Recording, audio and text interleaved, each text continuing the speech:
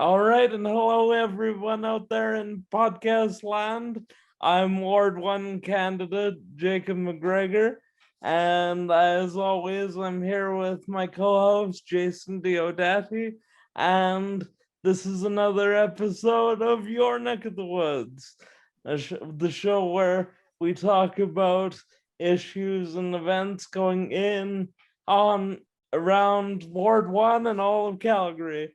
We have another candidate from the upcoming election with us, Ward 12 candidate Teresa Hargreaves. Teresa, do you want to introduce yourself? Sure, I'm Teresa Hargreaves and I'm running in Ward 12. And Ward 12 consists of close to 350,000 registered voters in the last election.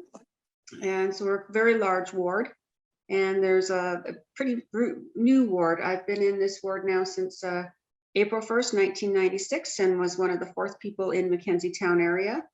And the other people that have probably been here as long as I have is the little division called Shepherd, which is just used to be its own little hamlet, and then Calgary swallowed it up and it became its own little community as part of Ward 12. Oh, cool. So you mentioned having run in the previous election, and you did not, you weren't successful, obviously, being represented by Councillor Keating. But what do you think you can take from the experience last time to this time? Well, last time it was very exciting, especially being my first time. And of course, things are different from 2017 to 2021. And the main difference is COVID. You can't run the same kind of campaign that we could have ran 4 years ago. However, we're all think on our toes, we think quickly, and we have workarounds and ways of doing things like that. But from what I learned, and from going forward for this year, is you just can't work alone. It's a lot of work. Again, like I mentioned, we had 350,000 registered voters. We even ran out of voting slips within our voting stations last election. Well, that's a good sign for democracy, I guess. Yes, exactly. You need alliances also too within City Hall, and like-minded people in order to just get things done and accomplish much more. And don't forget, we only work for our ward, but we also work for the whole city. And you mentioned that as well when you introduced us. And we have to accomplish a great city. This is what Calgary needs to be. We are a very vibrant city, and we have to maintain that vibrancy and sense of energy. And the other thing I noticed too, from the last election to this election, there's still a lot of loose ends on the table. So the government works very slowly. And voters usually vote for the incumbents because they know the name. They just say, oh, that person did a good job. I don't know who else to vote for. And we'll just vote for that person. So I hope what people are learning now as well, and our constituents and residents, that do your research, do your homework, and vote for the right person for the job. And we're just dealing with a lot of, like I said, a lot of issues from the last campaign that have not been cleared up to this campaign, and then a little bit more difficult on top of that, adding in our COVID. So just quickly to touch on how different it is to run a campaign under these conditions. Boy, did I pick a year to try for my first time because I already have some barriers to doing the traditional canvassing, being somebody with a disability who is wheelchair bound. Yes. But when it's hard to run normal like community events, that obviously makes that name amplification harder, especially when I compare it to the campaigns I've volunteered with the Conservative Party and our local MP. But as far as you mentioned council needing to represent the whole city, right now council as a body is pretty fractured, it seems like. Would you agree with that statement? And how do you think we can go about doing better, say, if you and I become colleagues this fall? I think we have to work more like colleagues. When you go to an actual office, like, owning my own business and working with different people and, and all sorts of people, you have to work together as a team. And current council, I'm not sure if they're doing that or not doing that. The reflection of them is showing the Calgarians that they're not working together as a team. And I feel we have to work together more as a team, not only for the city, but for our individual wards. And how are we going to start working together so we can start listening and negotiating what's right for our wards plus the whole city? Because each ward has different unique needs and wants and Absolutely. Jace, do you want to jump in at all? I just didn't want to interrupt this awesome conversation, but yes, I mean, that's exactly what I think is missing in politics in general, but it seems to be creeping even further into municipal government or municipal politics of there's not that sense of camaraderie, right? There's Right. not that sense of being together for the greater good. And again, it seems like politicking and one-upism has kind of taken over. And we've seen it on grander scales, in other, national situations. We've seen it in the US, we've seen it in Europe in certain areas. It's starting to creep into municipal and even provincial government. We have to be careful, right? We've had this conversation extensively, Jacob and I at least have with other candidates about, competitiveness in wage and competitiveness in the offerings in the public sector versus private sector, and how some may say that might affect, the talent pool or the brain drain, quote unquote, that might happen in public office. But we kind of came to the conclusion, and we love when we get our minds changed. But from that recent conversation, we've come to the conclusion that while, yes, there's something to be said about the competitiveness of wages and quality of life in public versus private, I think they're also what's scaring away some of the talent is the climate between politicians and the climate between, within these councils and within these mandates that are actually scaring people off more than what some may say is, well, if you take away the golden pension, good luck on finding those qualified, members of the community to help out. And I've always said, if taking away that golden pension, as an example, and increasing respect and decorum, proper decorum within government, it takes away some of the talent. I know it'll bring a lot of passion. I think I said this earlier in another episode, Jacob. I'd rather see a 20 or 30 or even arguably a 40% reduction in quote unquote talent, but 100% increase in passion, because I think that's what drives this city truly, and what makes it vibrant. To your point, Teresa, is that kind of mentality. Yeah, you're exactly right. And we just have to bring it back. I don't know if you guys were born and raised here, but I was, and it's not the same city as it was. I started seeing changes in 2015, and I know it was a lot of it had to do with the oil and gas sector. But going downtown nowadays, I don't know if you've been downtown in a while. It's very depressing.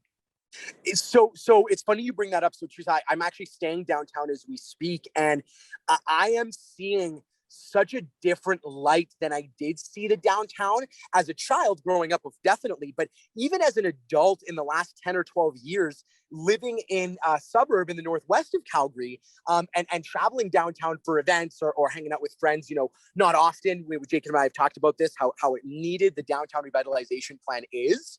Yeah. But oh my gosh, I mean, I have been exposed to what I would say is these, it's not so silent anymore, but the silent kind of quieter part of downtown where there is a level of, if depressing, I'm not sure depressing is the right word, but something along those lines where something is like the energy is off. The people downtown seem to carry this weight on their shoulder, and what we would normally see as a vibrant, kind of happier, jubilant, citizens and workers walking around at lunch hour, joking around, and I get it, it's COVID, but even notwithstanding in 2018 and 2019, that climate has changed. And I get it, fine, oil is not at $110 or $120 a barrel, But that, I don't think in and of itself is enough of an argument to suggest that is what's lowering completely the morale of Calgarians specific to that downtown core. Right, exactly. And it's changed a lot. And, I remember too, going downtown was such a privilege and so much fun because we never went downtown as a family, and it was like, ooh, a big treat. Yeah. And then when you work downtown, you go through the plus 15 at lunch, because I've been downtown for over 25 years of my career as an oil and gas landman and a project manager. And you used to walk downtown and go into the plus 15s, and you'd see so many people you'd know, or you did a deal with, and you always said hi, or it was just totally different. Yeah, Absolutely. I think a lot of it too, because it's sort of seeped out of the business center downtown and into the suburbs as well. It's this rut, this sort of hopelessness that hopefully we, with an aspirational sort of look towards the future, can restore that kind of hope to our city that really isn't present in a lot of ways.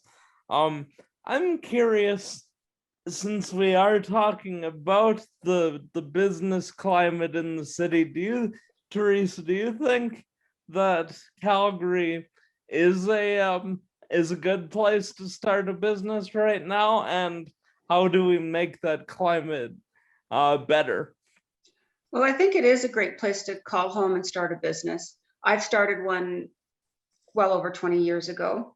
And we as Calgarians have a strong technical background, infrastructures, schools, talents, tons of entrepreneurs. Alberta is the highest entrepreneurship province in all of Canada. You'd probably meet 1 out of 10 people who own their own business of some way in Alberta, and even in Calgary. Opportunities await for those who would like to take them. We're diversified. We're forward thinkers. Even myself, I had to diversify from oil and gas and start going more into project management, because again, I saw in 2015 oil and gas slipping through my hands, which was my love and still is, because I still do it on a daily basis. But I had to start taking more schooling and more opportunity to put into project management. And as I was doing that, I also saw my role changing as a project manager and a landman at the same time. So it was good that I was doing that, because that's kind of where the role has gone. And I think we do need better incentives, though, for businesses to create businesses, and tax breaks and permits, etc. Like, I didn't see once where the city is saying, they keep saying support local, but yet I have not seen once where exactly there's been an incentive for a local business. No, and I have a B&B downtown, and I've not once seen the city say to me, "Don't worry about it. We won't give you your B&B fees this year. You don't need to pay it." Oh, well, for sure. I still had to pay that, and yet I have no people joining my B&B because they can't. The only sort of supports that have come for businesses have either been at the federal or provincial level, but I do think that is definitely a place where the current administration has kind of fumbled a little bit in terms of the city. Right, like not even an incentive saying, okay, here we'll get you hooked up on a really good sanitizer supplier and a mask supplier, so you can ensure that you're keeping your business safe. And even if they did something like that, and that they can buy it at a really low discounted price, that would go a long ways. I mean, I also work frontline services as well, and what we spend on a monthly basis just to keep the community safe is astronomical. It's interesting you mentioned that, because before I started on this journey, looking to run for council, I started my pandemic year working a digital marketing startup with me and a buddy of mine who's on my campaign team now. And one of our clients was actually a supplier of both PPE and sanitizer. And as a favor to this client, we were actually looking for local grants to help out their business, and there was almost nothing. Exactly. Yeah, and yet there's a huge need for it. Yeah. 100%. So that seemed a little odd to me. But yeah, to get to, and you also mentioned a little bit earlier that there's a lot of loose ends being left by the current council. It's funny you mentioned that because one of our recent guests actually put it another way. They said we're basically having the same election in 2021 as we did in 2017. And Very similar. that seems a little bizarre because we're still talking about the Green Line, we're still talking about the event center, we're still talking about densification and the guidebook for great communities. So And fluoride is the biggest one still. and fluoride as well. Why do you think we've just gone full circle like this? That's a good question. And I think that's where we as counselors need to start working more as a team and saying, like, if you look at Donald Trump, as much as anybody hated him, he got his work done. Oh, he did lots of things. Exactly. You might not have liked all the things. You know, and but we he had did some politicians things. like that here in Alberta as well. People did not like what he did, and and back in the day. And however, he got a lot done, and in the long run, it was better for the province. So let's do what we can do for the city. Why do we still have these issues? Let's take those and mandate them and say, let's get them off our plate. Let's get the research, let's figure it out and make our decisions. Yes. But And since these are still on the table, I would like to get your thoughts on things like the Green Line, since we've asked a lot of our other guests. So what are your thoughts on the project? Well, we're supposed to have the Green Line come down south, which has not happened yet. It's been in the works for quite some time. Like I said, we're a very fast growing area and community. And, we have to, we never received that as of yet. It's still in the works as from what I know, and we'll keep it as that. However, should we go back now and look at how much transportation is required now? As everyone knows, transportation is a losing battle when it comes to funding, or like paying back as a revenue source, right? With our tickets and train fees and stuff. So can we start re-looking at different options for our Green Line? Can we try to expedite it so it's done and once and for all and we can get it finished? Or should we look at how many people are actually riding and taking transit nowadays, because a lot of people are now working from home? Yeah, and me and Jason actually had the discussion when it came to the Green Line before of what's ridership gonna look like post-pandemic. Is there gonna be that same bounce to get on train and go around the city? And we came to two sort of different conclusions. Jason, you can add yours if you want to, but my thought was that there might be an immediate, like, short-term bounce as everybody wants to go do a lot of things, but longer term, I don't think that ridership is gonna be at the same level because of how work from home is gonna change things.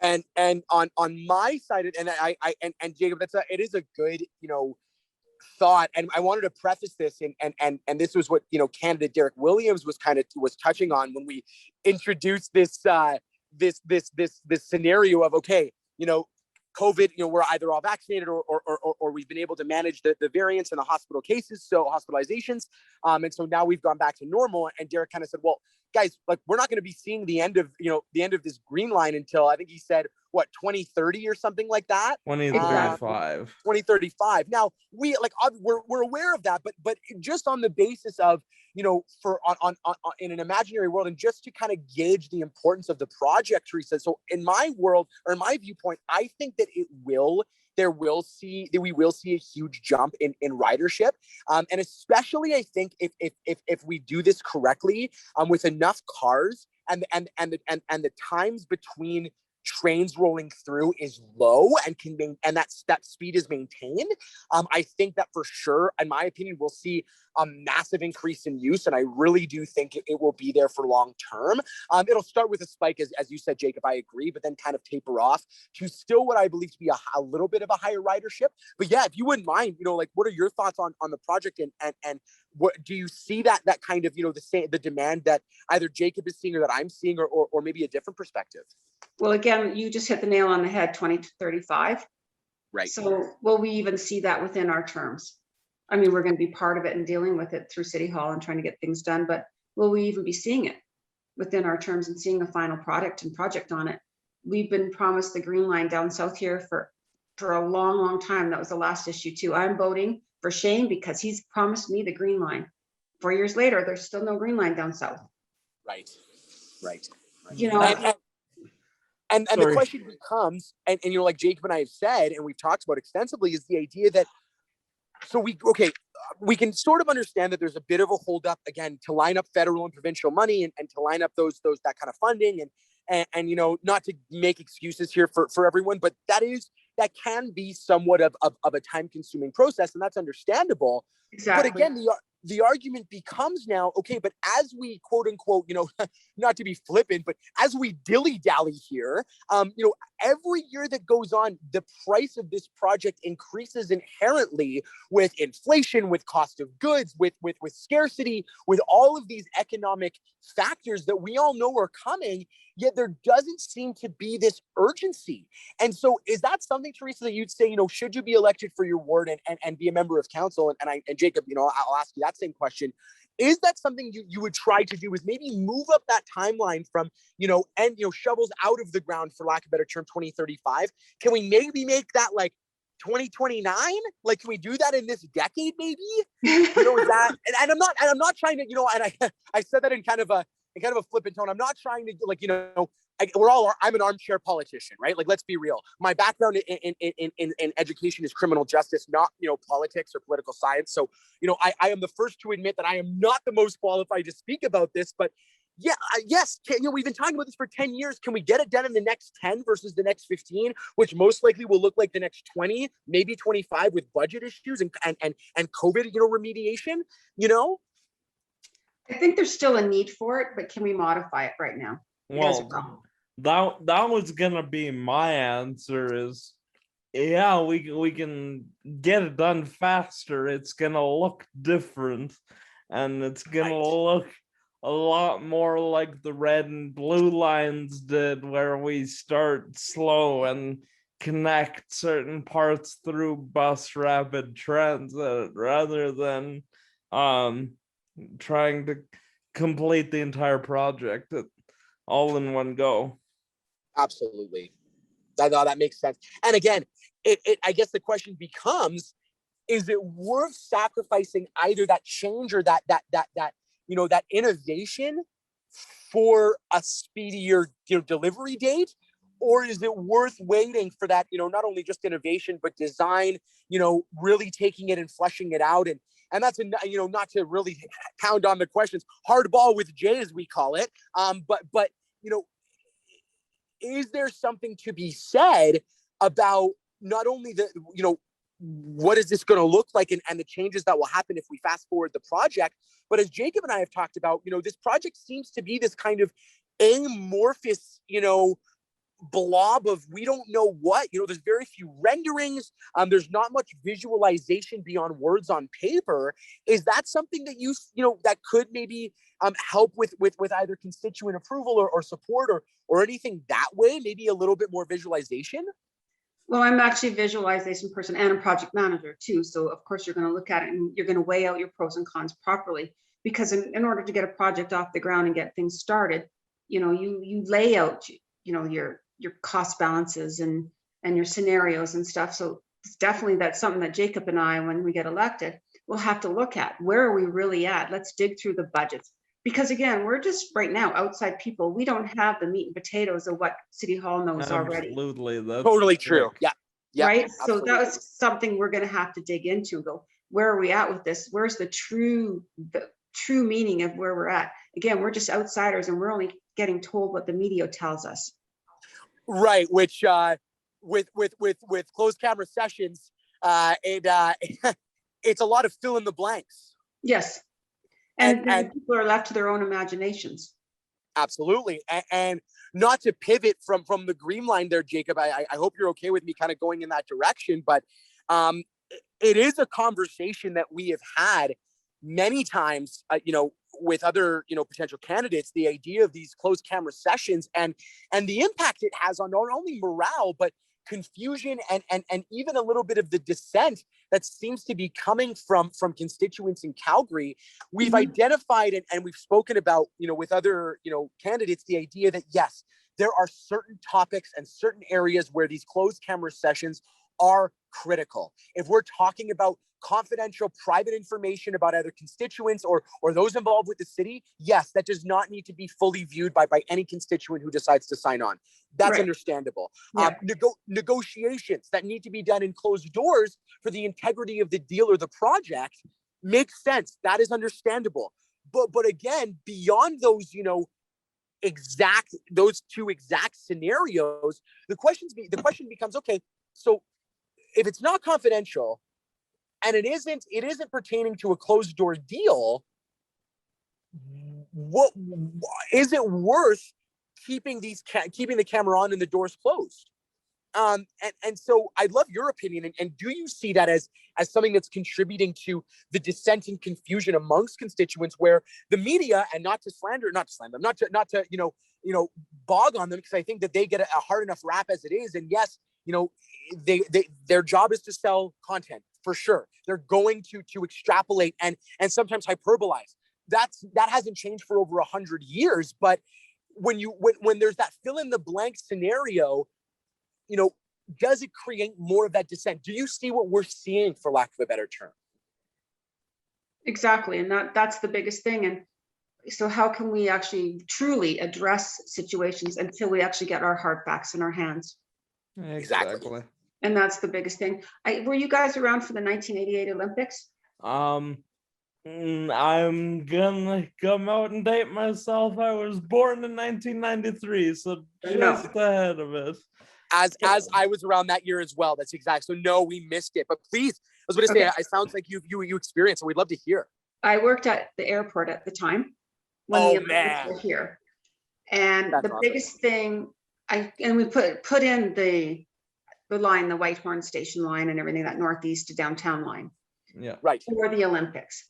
And I could not understand at that time, for the Olympics, we had this train and it dropped you off at Whitehorn. It did not take you out to the airport.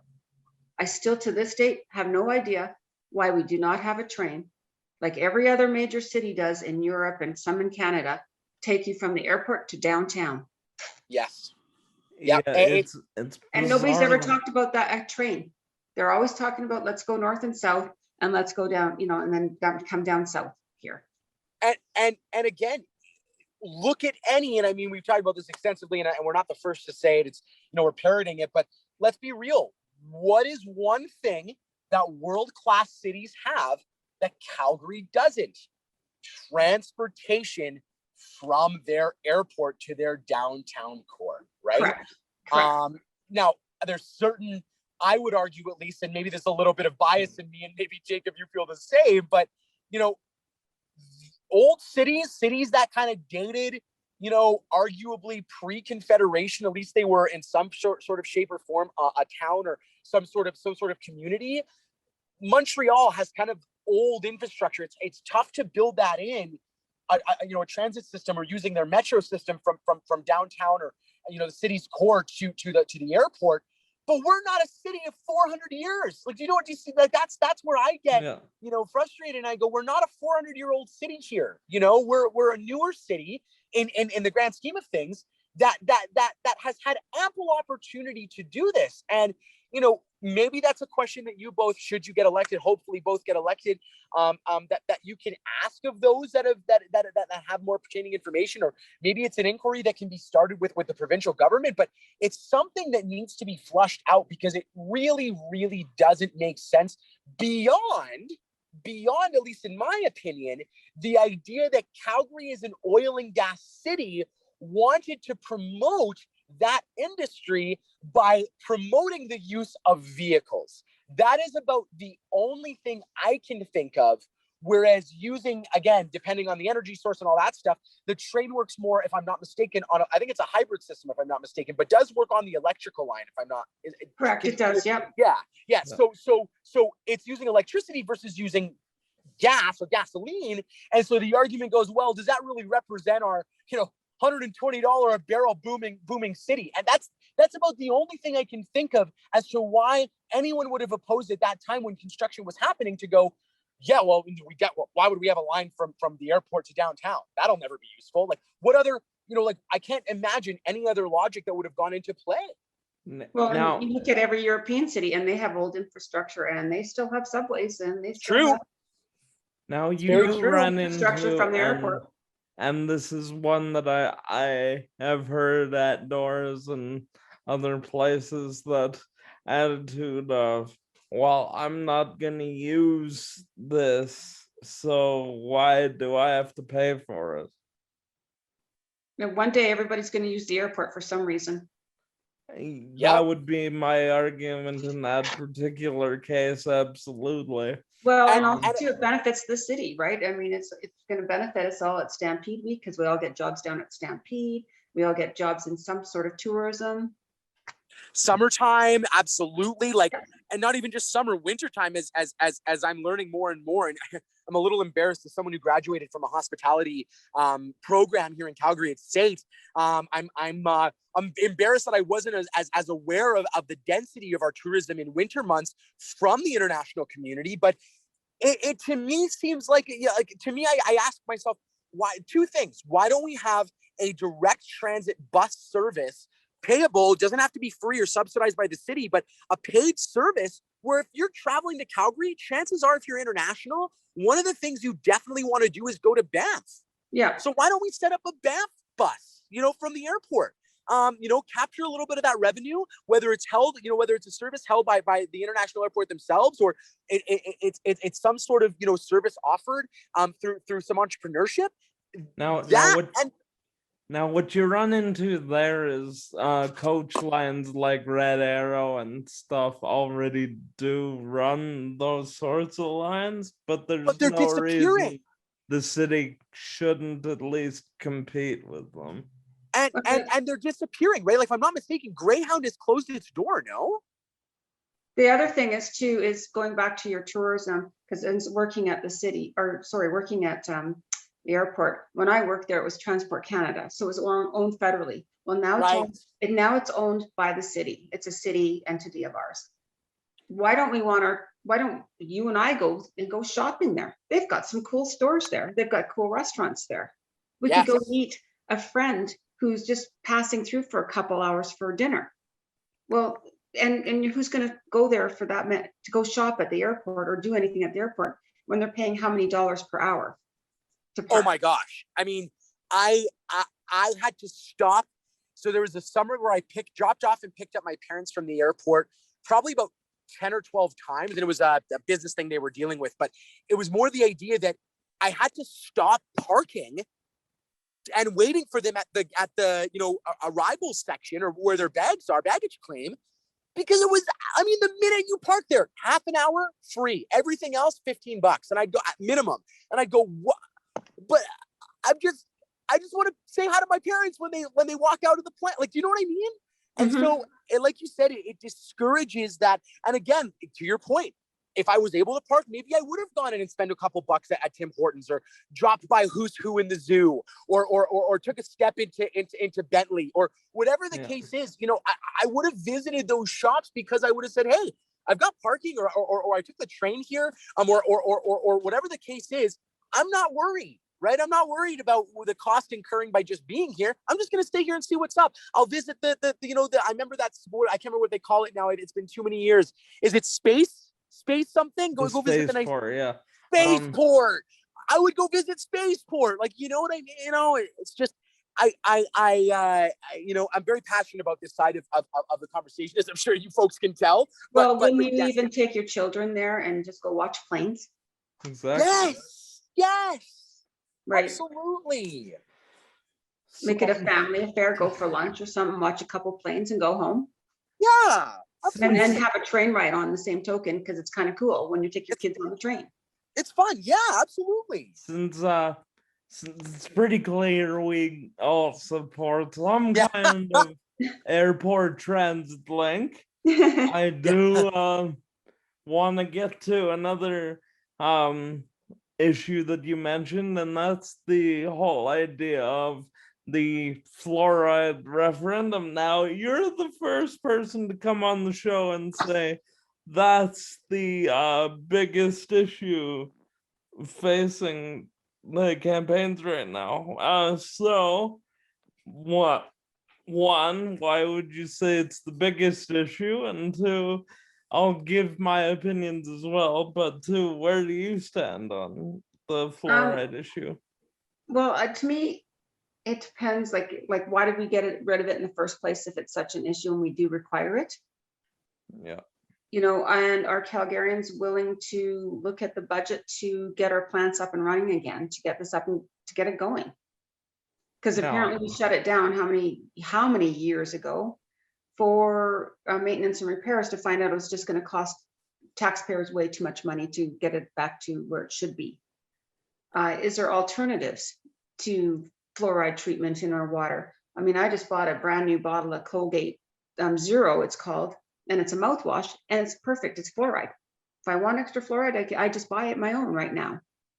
And I have a family dentist who he's a family member. He's my son's father-in-law, who is a dentist, and he says there's so many natural sources out there of proper fluoride for better healthy and for teeth. So I'm stuck in the middle, on that issue. But I think it's something that we need to do as council, get our research done, figure again out how much this is going to cost, and are Calgarians willing to A, pay for it in their taxes, which I don't think they are, or B, have it off the table altogether, or C, is there a solution? But we can't know that until we're in the meats and potatoes of what's going on. Of course. And it's sorry, not to cut you off. Can I go first on this one? Please. We had the time we had this conversation on the show. The idea was that if you look at the 20 million over the whole city, the 20 million that it would cost to refluoridate the water, this would equate to only about $2 per household. Now that might be an oversimplification, and I'll tell you where I sit on this, and I'm pretty sure Jason sat in a similar position. My mother grew up on a farm in Saskatchewan, and their dental bills were much higher than after they moved to Saskatoon that fluoridated their water. So my parents, and I've sort of jumped on this train myself, have always sworn by fluoridation being extremely important. And to add to that, it was, I used to be in a relationship with someone who went to school actually for dental hygienist. Now, I understand, a lot of people, when they hear that and then I present this opinion, they go, well, what else do you think they're going to tell them at dental hygiene school? And I understand that. But she approached one of her professors and said, I have a question. I'm constantly battling as to which toothpaste I should buy. And I'll explain that I'll say that I did the same thing with my dentist and got almost an identical answer. She approached this professor, this instructor, and said, I'm looking for a toothpaste, but oh my gosh, I didn't realize that it was like a build your own toothpaste where you had like 40 or 50 different brand options and this and that, ultra whitening, ultra flavor, minty, gum protection, gingivitis, all this stuff. And so the question became, or what she was asking was, how do I discern or navigate the difference? And when I have a patient asking me about, toothpaste, what should I tell them? And sure enough, almost verbatim, what the instructor said and what my dentist said to me was, to be completely honest, almost every single brand and every single sub-brand or toothpaste in a subcategory is the same. Mm-hmm. The only difference is that some will have fluoride, some will not, and some will have extra chemical or extra treatment for sensitivity, something like Sensodyne, where they have a patented or their own, solution that they add to their toothpaste. But beyond that, this instructor and my dentist said, as long as you have fluoride, as long as it has fluoride, it really doesn't matter whether it's no name, such and such, no name brand toothpaste with fluoride, great, or Crest Ultra Magic, give you better teeth, change your gums in your life, toothpaste that also has fluoride. They were saying it didn't matter. So, that is where I've always stood is I think the fluoride conversation has been, kind of not exacerbated, but has been, inflated with the talk of social media and unverified, sources and YouTube videos and all of that not so fun stuff that has now kind of shifted the rhetoric. And so that's at least where I stand. But you make a good point, Teresa. You do want to see the meat and potatoes of the project itself and the research, notwithstanding the potential biases that might come from an anecdotal example such as I've provided, right? Well, and the other thing is too that my family member, who's the dentist, also said to me, and he's from Brazil. He has no clue what we're doing here with our fluoride and our debates here. They do not have fluoride in their water in Brazil. And he is a true dentist there, and they've never had water in their fluoride. And he said there is so much natural vitamins that you can take. There's a vitamin K, which is very strong for your teeth. Right. And he says, if people really think fluoride is the answer, like what you said, Jacob, then he said, get the fluoride toothpaste, get fluoride drops. There's other sources of fluoride. We haven't had fluoride in our water here in Calgary now for what, I'd say close to 15 years, if not longer. And right. I have this very little cavities. Right. And I grew up with fluoride in my water as a kid. Well, I hardly drank water as a kid. How many kids really drink a lot of water? True. Especially in that time. Not to date yourself. I know that you were kind of growing up in the 80s, but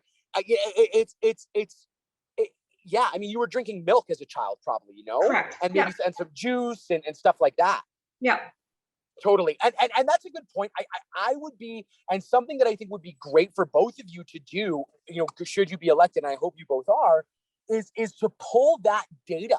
I'd love to see, if there is reported data out of Brazil and even Calgary, what does the data suggest in terms of, have fillings, whether that's, going through in conjunction with the insurance companies or going through in conjunction with certain dentists. It would be interesting to gather all of that data and to look at it, because that's a very interesting point and one that I had not heard before. And I appreciate you sharing that, Teresa, the idea that, this is a dentist, not just hearsay from someone of someone, this dentist, he was in Brazil, he practiced in Brazil, and no fluoride. Still lives in Brazil, so he has no idea what's even going on about any of what we do here. What's going on here, right? And even still, I know that people will argue and say, well, Brazil and Canada are way too. Okay, I get it. Yes, they're two different countries, but I still think the data is worth looking at. So definitely a great point, yeah. Teresa. Thanks for bringing that up. And he did send me the data, so I can make my own decision.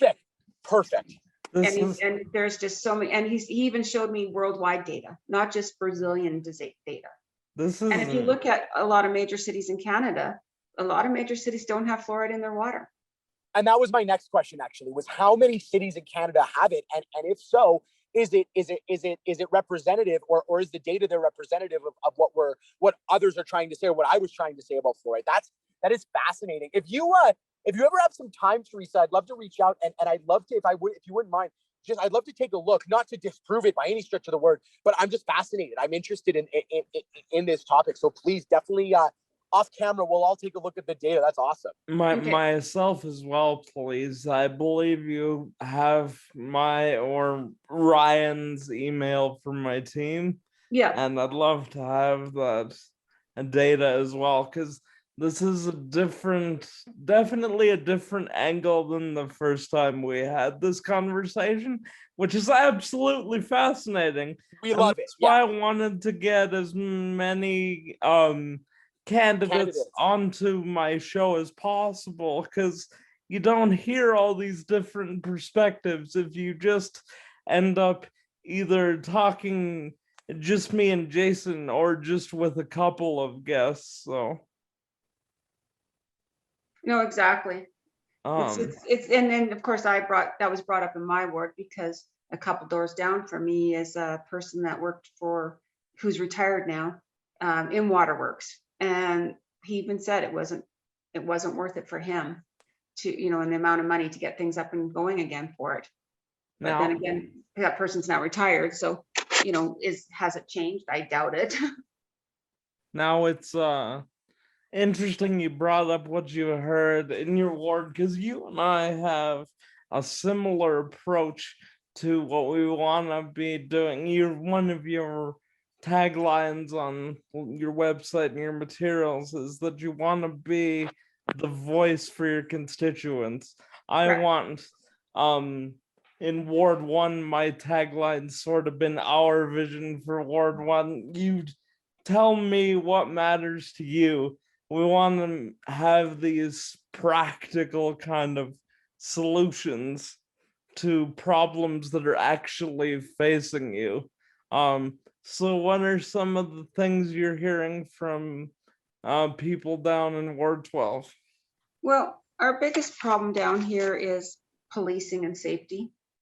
Again, I mentioned we had 350,000 registered voters at the last election, and we have police and boots on the ground, don't get me wrong, we do, but we don't have a true police station. We may have a couple officers in a couple of our fire halls and stuff that, are there, but not an actual station. It doesn't have to be a big brick and mortar station, but some sort of small station or storefront type idea. Our policing comes from Mindapore, which is almost 20 minutes away. Hey, look at that.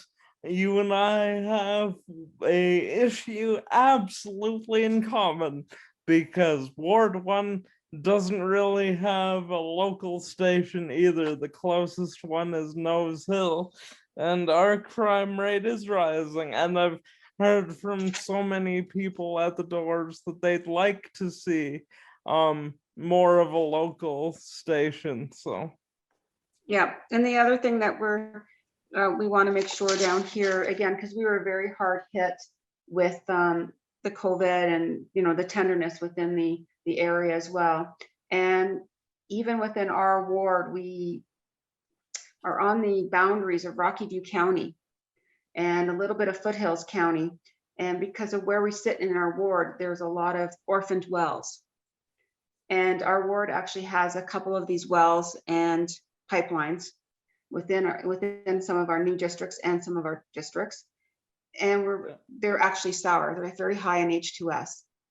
We do not have a proper first responder. Well, we may have now, but we do not know a proper evacuation plan if one of these things were to blow.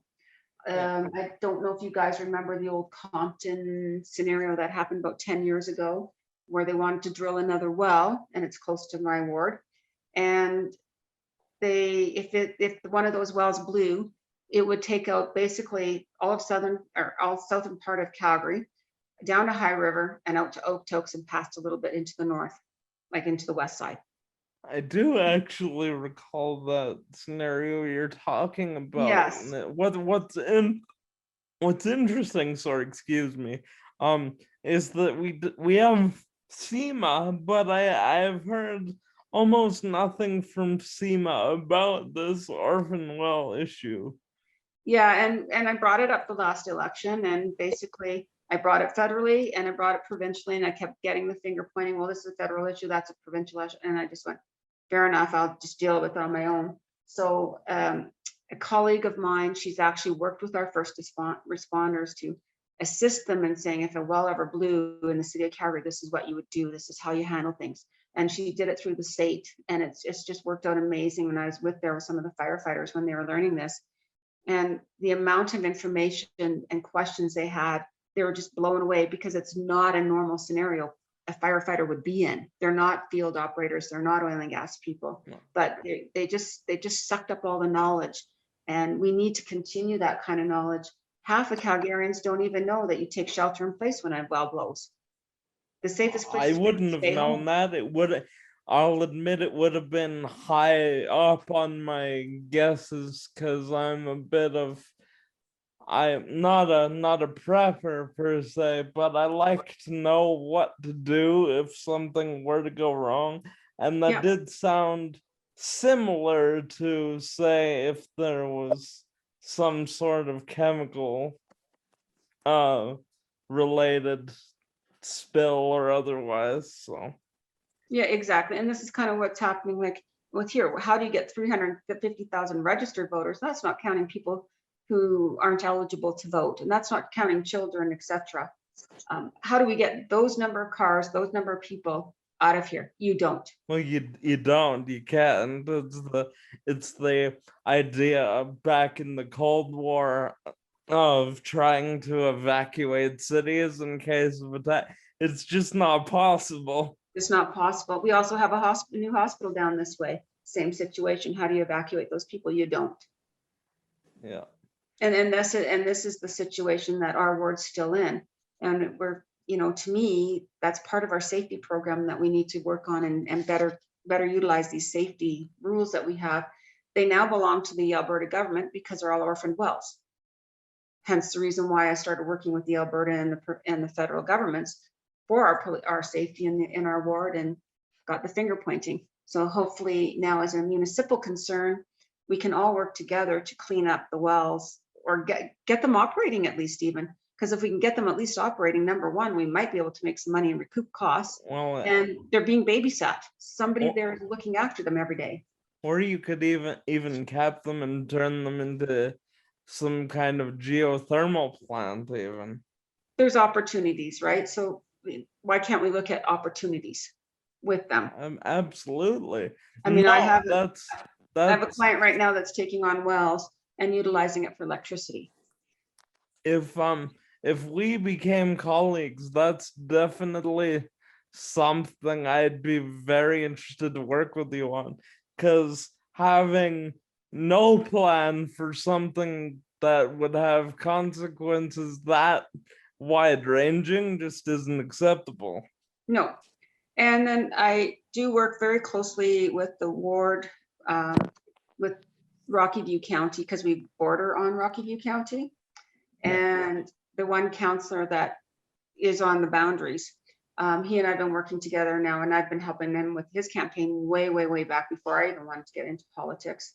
So he and I have been working together, and he said the biggest thing that he's facing with the city of Calgary is there's no working together, there's no unicism. Why can't we, as Rocky View County, having the 5th largest pool base in all of Alberta, they're the 5th largest, and we're not working with them correctly. We're coming in as Calgary as bullies, and we need to start working more with them, start negotiating, start pooling our resources, because Rocky View County is huge. It goes almost all the way around the city, and then we go into foothills. Absolutely. I got a bit of Rocky View up my way. Exactly. So why aren't we sitting at the table with these folks and working more together? Maybe they can help pay for some of our infrastructure, help pay for some of our policing, vice versa. Maybe we can have some of our police force go there, or get a little a policing station within, somehow to help each other out, and same thing with other ideas that they might have. And it almost suggests that it's a continuance of our conversation of, maybe using the wrong negotiating tactics, right? Yeah. It almost seems like it's an attempt to, like almost, like how, I don't know about you folks, but how many hostile takeovers that didn't involve billions and billions of dollars do you know that were successful? They generally aren't, right? It takes a lot of factors for a hostile takeover to work. Not to accuse the city of trying to do that with Rocky Mountain, but like you said, or Rocky Mountain, Rocky View. Thank you. Not to say that that's what they're doing, but it suggests that the tactics are not that exactly that they're resorting to tactics versus just open communication and an attempt to create again that unicism or for all of us to work towards that greater good that we seem to have a lot of us have lost sight of. Correct. And the other thing is as I know in project management, it's brainstorming. Yeah. Well, they have great ideas that we may not even look at because their concerns and their thoughts may be totally different. But wow, that just one thought that one counselor from Rocky View County could say to you or I and say, oh my God, that could just really help out not only our ward, but help the city at a greater whole, and vice versa. We might sit at a meeting with them and go, oh my God, that just solved all of our problems. Well, and the first part in situations like the one we're talking about is to even discuss them, because I'll be honest with you, that wasn't an issue I was remotely aware of, and part of that's just because the rhetoric's been so strong on some of these other things, and that's something tremendously important, and nobody's really talking about it. Well, and you look at even our relationships with the provincial government, that's strained as well. Same with federal. Yeah. We need to be better communicators and better negotiators, or have an open mind. I mean, yes, they might have red tape and everything, but how are we going to sit down at a table together and come up with a common good for all? Albertans, Calgarians, Canadians, let's work it all together. We have to work it out together in order to be the best country, the best province, the best city. And I call them the Grocery Committee, Intergovernmental Affairs, IGA. And it's funny because we do have this IGA committee, and yet there seems to be this breakdown consistently, no matter what the issue is. So there needs to be some kind of change to repair these relationships. I mean, I do negotiations for oil and gas all the time. You can't tell me a landowner is not going to feel intimidated when a big oil company comes in and wants to lease some of his land. He or she may feel that way, and in fact, they may say they may not feel that way at all. Not sure, but you have to sit down and listen to their side just as much as they want to listen to your side, because they could be excited about the project. Wow, I love your perspective on this, Teresa. So I want to lighten things up a little bit. We went fairly deep dive into that topic, and it was absolutely fantastic that we did. I have a couple things to definitely dive into after this episode, but now I want to get into some lighter things. So what I've been asking a lot of our guests lately is, what's your favorite part about living in your ward? Whether it's some like hidden gem restaurant or just something you like to do. What's your favorite part of Ward 12? What I like about here, and I've been, like I said, I've been the fourth person in Ward 12, except for our little community of Shepherd. So we've been here since March 1st of 1996 and raised my family here. And my husband moved from Vancouver to live in Ward 12 with me. So therefore, I think it's just the fact that we know our neighbors. We have smaller streets, we have front porches, we have people who want to be your neighbor here, where everyone wants to help. We have a saying down here because of what happened with COVID and everything, that the whole community came together, and now we're called Mackenzie Town Strong. And that's not just Mackenzie Town in whole, Yeah. but the whole ward. So we're Ward 12 strong now. So that's what kind of makes us want to be here and stay here and work together as a little community within a bigger community.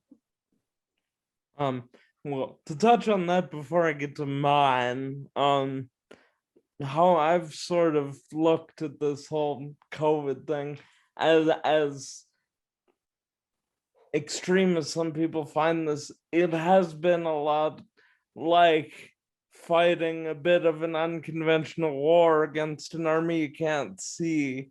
And we're all veterans now, whether we want it to be or not, whether you got sick or just lost your job or were stuck in your house for a year because there was nothing to do. We all have had to make sacrifices to fight this enemy that we didn't know was coming, and that it's very important to come together around that now, I think. And I think as time goes on, we're going to start to heal and become closer. Like I've noticed our communities become pretty close, more so just because we're all looking out for each other. You're going to get the odd people that, still are odd person that's still, I'm not going to wear a mask, I'm anti-masker, however they are, and again, like I said, I work in essential service, so frontline and part-time though. That was supposed to be my fun job, but it's turned into more of a fun job because of the fact is they required my assistance more. Absolutely. However, though, I don't mind. I love going and doing what I need to do. But if you don't want to wear a mask, you don't want to wash your hands or sanitize, that's not my business. But please respect those who do. That's the only thing I ask. Yeah. And oh, absolutely. And in the end, it is a personal choice. I may not agree with that choice, but it is yours. But you need to be respectful of the large group of us making the choice to protect ourselves and you. Exactly. Well, and again, to be aware that yes, there are consequences, right? Not consequences as in like you should pay from society, but more the idea that yes, your friend is entitled. Let's say if you are someone who does not believe in masks or anti-vax or doesn't believe in COVID or whatever the case is, okay, you're entitled to your opinion, no problem. But let's say I'm your friend, I'm entitled to my opinion, and I'm also entitled to my decision to maybe not hang out with you in person until all of this is over. Correct. But again, unfortunately, it's become, instead of this, you have your own opinion and that's fine. And based on that opinion, I need to make choices that are best for me, just like you're making choices and have opinions and choices that are working best for you. But it seems like at that point, there's almost like a persecution complex that comes out in generalization. It's a massive generalization, but for those who are of that opinion or who are of that anti-COVID or anti-vax campaign, where they go, well, now you're treating me differently because I don't believe in vaccinations and you don't believe in free will and you're infringing on my charter of rights and freedoms. And it's like, well, no. We're expressing and doing exactly what you're expressing and doing, which is you're choosing based on your opinion that you don't believe this is real or you don't think that the science is there yet or what have you. You're making a choice not to wear a mask. Okay, that's fine. I'm making a choice based off your choice not to wear a mask. It's not persecution. It's just I'm doing what you're doing, right? Yeah. And so there seems to be, unfortunately, this and it's again pervasive even in politics where, well, if you're not with me, then you're against me. That's like, well, is that really a road that we should be going down? It's specific, and especially when we're talking about public health and politics. I don't think so personally, but you know what I mean? Yes. And it's interesting to be having this conversation today when we are, knock on wood, very close to the end, even to the point where Alberta did announce our reopening plan today. So I'm gonna plug getting vaccines again. Get your shots as soon as we get to that 70% mark. we are gonna be able to get back to what's essentially normal. So And let's all Texas is do this already normal. together and get out of it. And Texas has been normal now since I think February or something, where they don't wear masks and stuff anymore. And Absolutely, I and it's haven't heard because them go people hit. got their shots. Yeah. So So everybody making that choice is getting us one step closer. So exactly. And then you said something else about too, what makes me different from other candidates. yeah, I remember that being one of the questions that you asked me. absolutely, yes. I was gonna. We got to chatting about lots of other things, but yes, No I would like worries. to know that because there's a pretty wide range of people running. Yeah. Biggest thing is now experience running this campaign from the last campaign. You know, like I'm hoping that I'm more of a person that they know I'm serious, because I did run last time against an incumbent. And even Mr. Keating himself told me he ran a couple times before he even got voted in. So even if you don't win, Jake, do it again and do it again. The person I was talking to about from Rocky View County, he and I helped him out with several campaigns. He ran 3 times prior to getting in the last time. So that took his 4th time to get in, but he showed persistence. He was always in the community and always there for everyone. And then this next election, he hopes to get put, in again, because he's still not done doing what he needs to do. He's only had 1 term.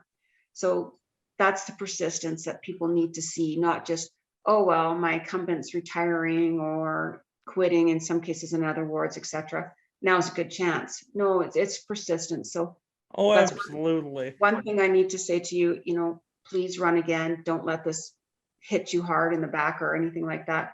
You'll learn from it and you'll love it. And those of you that know me, or have worked with me, or have even listened to the show, you know I'm gonna fight and battle and scratch and claw with everything I have. But even if we don't get to the outcome we want, and I intend to get there, trust me, I do. But Good. if we don't, and somebody else is your counselor for Ward 1, you can bet that I won't be going away. Good, and that's exactly what we need, and that's the lesson I learned too from this person in Rocky View County, and from Mr. Keating himself when he and I had several conversations. The other thing I think is, well, like I said, experience of being in an election. Passionate. I'm very passionate about making Calgary home again, to what I feel was home, with the energy, the vibrancy that we know it is to be, and continue for it to be my home. And so I'm very, very passionate about that. That is a strong drive for me. And I'm going back now to my project management. 90% of project management is communication. So therefore I want to be a good leader, a communicator, and a negotiator for my ward and for the city of Calgary. I absolutely feel the same way. We have to do better. We have to restore what made Calgary special, bring back the heart of the New West sort of days that have passed, not necessarily in the same way, because it isn't gonna happen the same way, but we can get back to something like what we had, and we can start that today. It's being creative and like you said, and starting everything new with today's way and ideas, but getting creative and bringing back the energy that we know. Absolutely. And the other thing is I have stakeholder experience with my roles of a project manager and a landman, and working with, again, various stakeholders, all the way from government, legislation, rules, lawyers, accountants, engineers, everyday people, landowners. So I want to bring that stakeholder experience and bring it back to down to our city level, so that we can all have a better relationship with everyone, and make our council and city feel like they're part of something bigger. I also feel I have the integrity that we need as a councillor, and I'm humble, And I know a lot of people last election said, oh, well, she's hardworking, but I am a very hard worker. Otherwise I wouldn't be running again. You know, I feel For sure. it's The you need a lot of hard work in order to get this job done, you know? some of And as I mentioned, a lot of my previous political experiences with people at the federal level, and I was saying on another one of these conversations, it really is different running at the municipal level and having to do a lot of the work and a lot of the list and building your team yourself. And did you know the municipal level is the most harding working level because we are in the heart and the bottom of it. This is where the people are going to talk to you the most. They're not going to have the federal and the provincial so much. They're here in Calgary. They want to talk to you. We're the Absolutely. most And they have important part. And they have things that are directly affecting them every day, even if it's like, Exactly. and we talked about things you're hearing a lot, and I'm hearing a lot of the same things, especially with regards to our emergency services. It's unfortunate that the incumbent I'm running against likes to call our fire department the Mercedes-Benz fire department, and likes to think that we can get by on less of a first responder staffing level than we already have, because we can't. I know people in the fire department that are saying we can't properly run our trucks with the way things currently are, and yet we have council members that are out of touch with that and clearly not listening. But even if you go to just things like snow removal, I hear that so much, and it's what we're talking about. It's things that affect people on the ground every day. Yeah. And then I know I can just get the job done and the tasks done. I know I can do that because I care, because Calgary is my home. Growing up and living here my whole life, it's home. I want to make it great, and I want to make Calgary sexy. I think we lost our sex appeal. Yeah, absolutely. And I'm that same born. I was born at Foothills Hospital. I love this city. I have people that kind of rag on Calgary sometimes that live out in the east, and I always have to be like, but you haven't lived here. Yeah. Yeah. And then I want to make Calgary sexy again and start selling Calgary. I don't feel our current councillor has done a good enough job promoting Calgary to bring not just businesses, but people here. The last time I think we had a big company move into Calgary was, I believe, in the 80s, and it was CP Rail, 80s or 90s. And it was CP Rail when they moved downtown into Golf Canada Square. And a big fuss was made about Amazon, but we really, yeah, but that ended up going out to Rocky View County. Why? Because the tax bases were lower. Absolutely. But they are employing Calgarians, so I guess that's one benefit.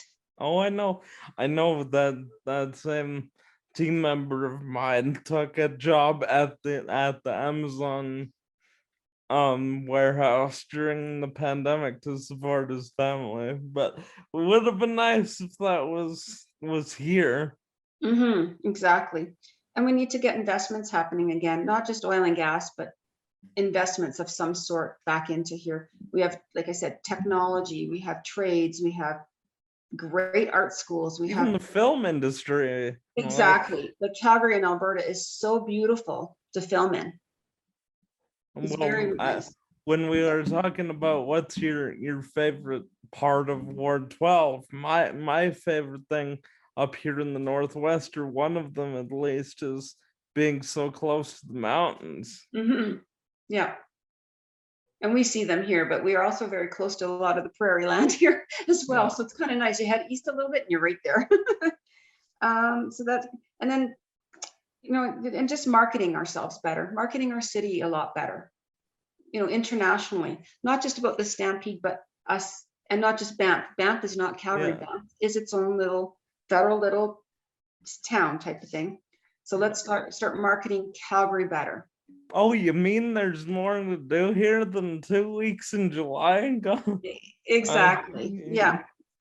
And I think too, it's already helped me, as I've already been in contact with several developers who are developing two new huge communities within our ward. And they're going to be opening their doors this late July, early August, someplace time in that frame. And we need to, I've been in discussions with them. How can we work together? How can we come up with more of a better footprint as well for our communities? And how many more cars do we see to planning? Like just the whole planning of ideas of what they have as well. And again, we already touched on this, but brainstorm with our first responders. Yeah. Why are we taking police budgeting money when it's needed? Thank you. We've had that conversation a ton here. They don't, and everybody thinks of the police budget as purely enforcement. Even if it was, that would be important, but there's so many community services that the CPS performs. Exactly. Yeah, it's not just boots on the ground, but they're there. They emotionally help people out. Everything. They're there for crisis of any sort. And same with our fire department and our EMS services. They're the same thing. They right beside where the fire hall is literally probably 2 blocks from my house, and I see the firefighters daily, and they are a huge part of our community and helpful to the young kids all the way up to the elderly. Just even if they're just walking down the street and they need a hand, they're there for them. Well, and even if you just take a COVID example, and as corny as some people thought it was, the fire trucks driving by on your birthday. Yeah. Well, here we actually had our police department do that too. We had a couple of police officers do that last year. I think it was around May, June, when COVID was still kind of really hard on a lot of people. They would come up to one of the places where I work as an essential business, and it would be the police, and it would be fire and EMS, and then a whole bunch of cars, and have a big parade, and we'd go around in a huge parade, and it really lifted everybody's spirits right up. Absolutely. So I must say, we've gotten both on issues that I planned on talking about with you, and on some new things that we haven't heard before. And it's been so amazing to have this conversation, but I think we are getting to about the time where we have to wrap it up for another episode. So let's go around the table here, and everybody just closing thoughts, and then I'll end the show. Jason, do you want to start? Once again, Teresa, thank you so much for joining us. This was what a wonderful conversation. And again, we're trying our best to get duplicates in terms of candidates to come back on again. And we'd love to have you.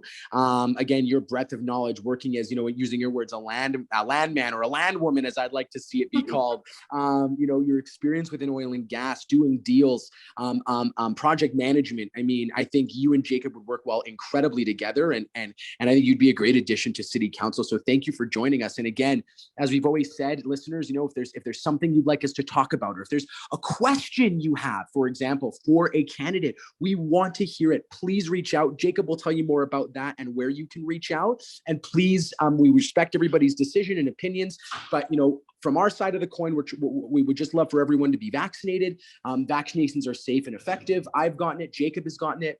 I can't speak for Teresa, but we understand there's different opinions and thoughts, but we really do stand behind this. And let's get back to making Calgary incredible and being able to visit these amazing parts of our city, and hopefully even more amazing once we have you both of you as our new members of council.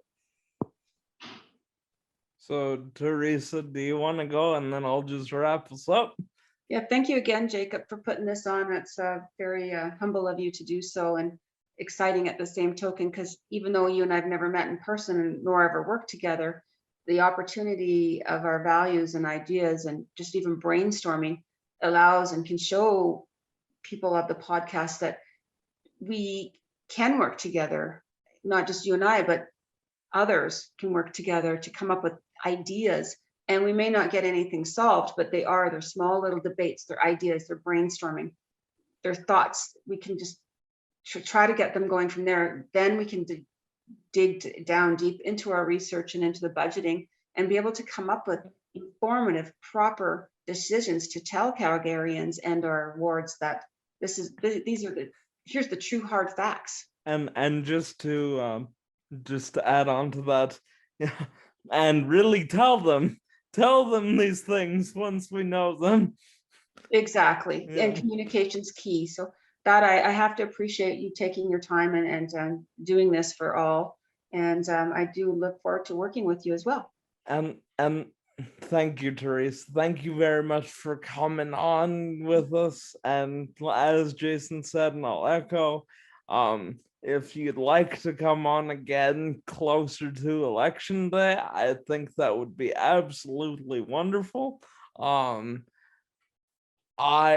of the big reasons I started this as part of my campaign, and I'm gonna be honest, I probably will continue it because I've thoroughly enjoyed having these conversations with people, is because we need to find new ways to get information out to Calgarians. The same old channels don't work the same way that they used to, and they're prone to misinformation, and more direct talk like this is a way to restore that trust that people used to have in political institutions. And as I always say, guys, I want your neck of the woods to be a conversation.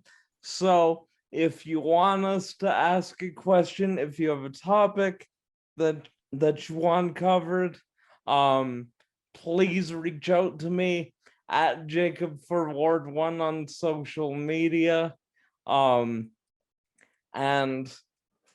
on jacobforward1.ca, and that would be a great help to us. Teresa, do you want to plug your website, by the way, while you're on? Yeah, my website is teresaforward12.ca. And it's the same website I had as in 2017. Same address. And you may also email me at teresaforward12@gmail.com. Excellent. One moment here. So that is a conversation, another conversation for this week, and I look forward to talking to you again. That's what's going on in your neck of the woods.